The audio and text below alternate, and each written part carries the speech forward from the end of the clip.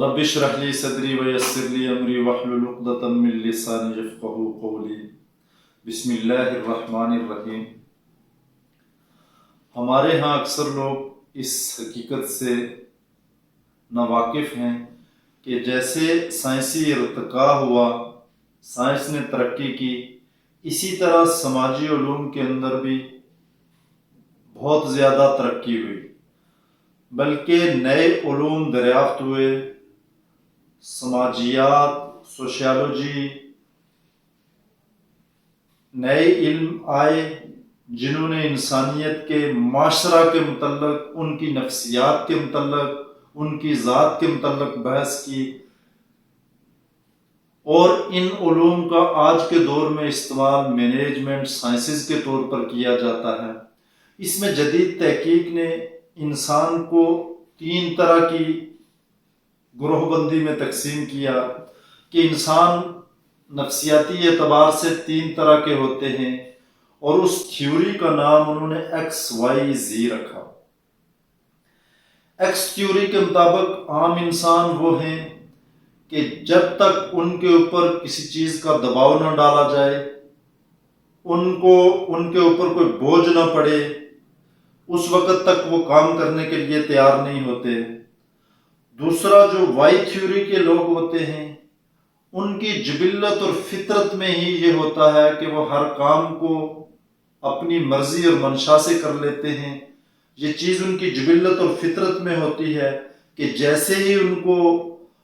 اس کے اوپر بہتر معاوضہ کی پیشکش کی جاتی ہے تو اس کو انتہائی خوش دلی سے سر انجام دیتے ہیں۔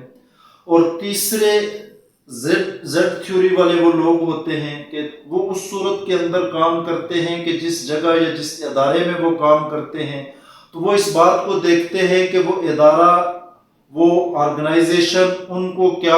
مراد دے رہی ہے۔ جس قدر ان کی مراد زیادہ ہوں گی، اس قدر ان کے کام کرنے کی صلاحیت نکھر کر سامنے آئے گی۔ اور قربان جائیے اس رب العالمین کی ذات کے اوپر، آج سے 1450 سال قبل جب سوشیالوجی، جب سماجیات، جب معاشرتی علوم نے اس قدر ارتقاء نہیں کیا تھا، تو رب العالمین نے انسان کی ہدایت کے لیے جو کتاب نازل کی تو اس میں جو انسان کو خطاب کیا تو انہی 3 پیراؤں کے اندر انسان کو ایڈریس کیا۔ ایک، یہ تینوں تھیوریاں بالکل اپنی جگہ ٹھیک قرآن کے اندر بیان کی گئی ہیں۔ اب جب قرآن کا طالب علم یہ مطالعہ کرتا ہے تو وہ ششدر رہ جاتا ہے کہ آج سے 1450 سال پہلے انسان کو سامنے رکھ کر رب العالمین نے انہی 3 تھیوریوں کے اوپر اس کو ہدایت دی۔ پہلا پہلو جسے ایکس تھیوری کہا جاتا ہے کہ یہ وہ لوگ ہوتے ہیں کہ بغیر دباؤ کے، بغیر ڈراوے کے، بغیر کسی جھنجھوڑ کے یہ کام کے لیے تیار نہیں کرتے، اور رب العالمین نے ایسے لوگوں کو انذار کروایا اپنی کتاب کے اندر، ان کو جہنم سے ڈرایا، ان کو عذاب سے ڈرایا، ان کو اپنی پکڑ سے ڈرایا تاکہ یہ نیکی کی طرف آئیں۔ اور دوسرا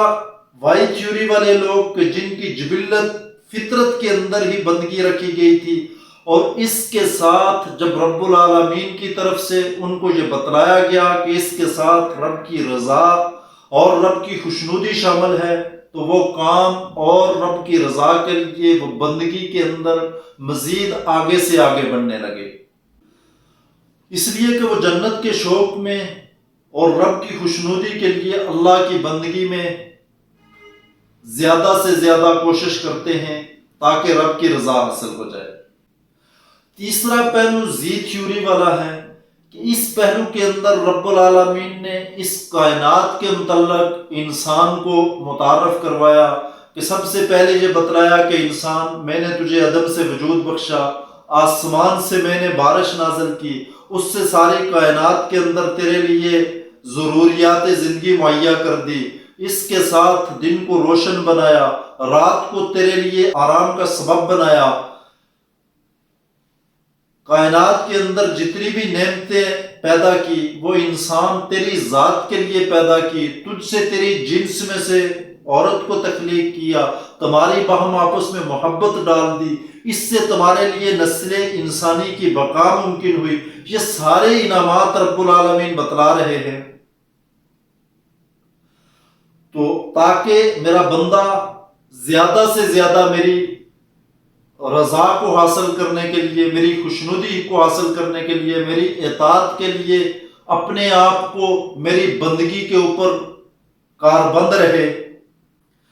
ان جیسی ہزاروں نعمتوں کو رب العالمین یاد دلا کر جو بتلا رہے ہیں، جس رب نے ان ساری نعمتوں کا تمہارے لیے اہتمام کیا ہے، وہی اس قابل ہے کہ اس کی بندگی کی جائے، وہی اس قابل ہے کہ اس کو رب مانا جائے، وہی اس قابل ہے کہ اس کے سامنے سر بسجود ہوا جائے۔ انسان بندگی کی اس دعوت کو مانے یا نہ مانے، اس کے اوپر یقین کرے یا نہ کرے، ایمان لائے یا نہ لائے، اب سماجی علم کی ترقی اس بات کو سند کے طور پر اس کی تصدیق کر چکی ہے۔ یہ ثابت ہو چکا ہے کہ قرآن مجید رب کا نازل کردہ کلام ہے، جو انسان کا خالق ہے، جو انسان کی ضروریات کو مد نظر رکھ کر اس کائنات کو بنایا گیا ہے، اور انسان کی نفسیات کے موافق رب العالمین کی ذات اس کو احکامات نازل کرتی ہے، اور انسان کی نفسیات کو ملحوظ خاطر رکھتے ہوئے رب العالمین کسی کو انذار کرتا ہے، کسی کو ترغیب دیتا ہے، کسی کو اس کائنات کی نعمتوں کو یاد دلا کر اس کو بندگی کے اوپر ابھارتا ہے۔ اب یہ بندے کے اوپر منحصر ہے کہ وہ انذار کی صورت کے اندر اس کی بات کو مان لے، یا اس کے اوپر منحصر ہے کہ اس کی خوشنودی اور رضا کے لیے، اس کے جنت کے حصول کے لیے، وہ خیر کے لیے آگے بڑھتا رہے، یا اس کے اوپر منحصر ہے کہ انسان جو ہے اس کائنات کے اوپر جو اس رب العالمین کی انعامات ہیں ان کو ملحوظ خاطر رکھتے ہوئے اس کو رب اور خالق مان کر اس کی بندگی اور اطاعت میں لگ جائے، تاکہ وہ اس جہاں میں بھی کامیاب ہو جائے اور دائمی اور اخروی زندگی کے اندر بھی وہ کامیابی حاصل کر سکے۔